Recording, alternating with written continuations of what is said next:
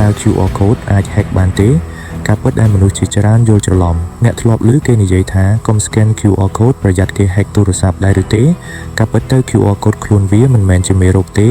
ហើយក៏មិនអាច hack ទូរស័ព្ទរបស់អ្នកដោយខ្លួនឯងបានដែរ QR code គ្រាន់តែជារូបភាពមួយដែលផ្ទុកព័ត៌មានដូចជាតំណភ្ជាប់ទៅកាន់គេហទំព័រលេខទូរស័ព្ទអាសយដ្ឋានអ៊ីមែលឬព័ត៌មានសម្រាប់ការទូទាត់ប្រាក់ទោះជាយ៉ាងណាប្រសិនបើអ្នក scan QR code ពីប្រភពដែលមិនគួរឲ្យទុកចិត្តវាអាចនាំអ្នកទៅកាន់គេហទំព័រឬកម្មវិធីដែលមានគ្រោះថ្នាក់ដូច្នេះបញ្ហាពិតប្រាកដមិនមែនស្ថិតនៅលើ QR code នោះទេ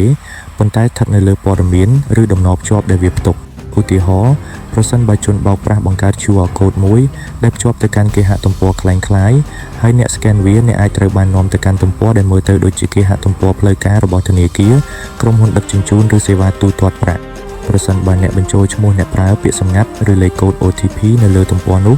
ព័ត៌មានរបស់អ្នកអាចត្រូវបានលួចល្បិចមួយទៀតដែលកំពុងកើតមាននៅប្រទេសមួយចំនួនគឺការបិទ QR code คล้ายៗពីលើ QR code ពិតឧទាហរណ៍នៅកន្លែងចតរថយន្តឬហាងកាហ្វេជនបោកប្រាស់អាចបិទ sticker QR code ថ្មីពីលើ QR code ដើមនៅពេលអ្នក scan អ្នកប្រហែលជាបង់ប្រាក់ទៅគណនីរបស់ជនបោកប្រាស់ដោយមិនដឹងខ្លួន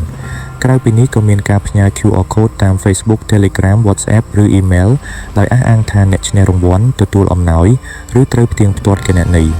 នៅពេល scan អ្នកអាចត្រូវបាននាំទៅកាន់គេហទំព័រคล้ายៗដែលមានគោលបំណងលួចព័ត៌មានផ្ទាល់ខ្លួនដូច្នេះតើយើងគួរការពារខ្លួនដោយរបៀបណាទី1មុនពេលបើកតំណភ្ជាប់បន្ទាប់ពី scan QR code សូមពិនិត្យឲ្យបានច្បាស់ថាអាសយដ្ឋានគេហទំព័រឬ URL ពិតជាត្រឹមត្រូវនិងជារបស់ស្ថាប័នដែលអ្នករំពឹងទុកទី2ប្រសិនបើ QR code សម្រាប់ការទូទាត់ប្រាក់សូមពិនិត្យឈ្មោះអ្នកទទួលប្រាក់និងចំនួនទឹកប្រាក់មុនពេលបញ្ជាក់ប្រតិបត្តិការប្រសិនបើព័ត៌មានមិនត្រឹមត្រូវសូមបញ្ឈប់ភ្លាមទី3កុំ scan QR code ដែលផ្ញើមកពីមនុស្សមិនស្គាល់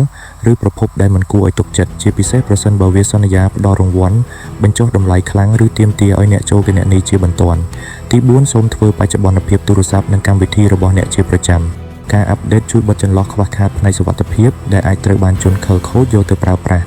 សរុបមក QR code មិនអាច hack ទូរស័ព្ទរបស់អ្នកដោយខ្លួនឯងបានទេប៉ុន្តែវាអាចត្រូវបានជនបោកប្រាស់ប្រើជាឧបករណ៍ដើម្បីបញ្ឆោតអ្នកឲ្យចូលគេហទំព័រคล้ายៗ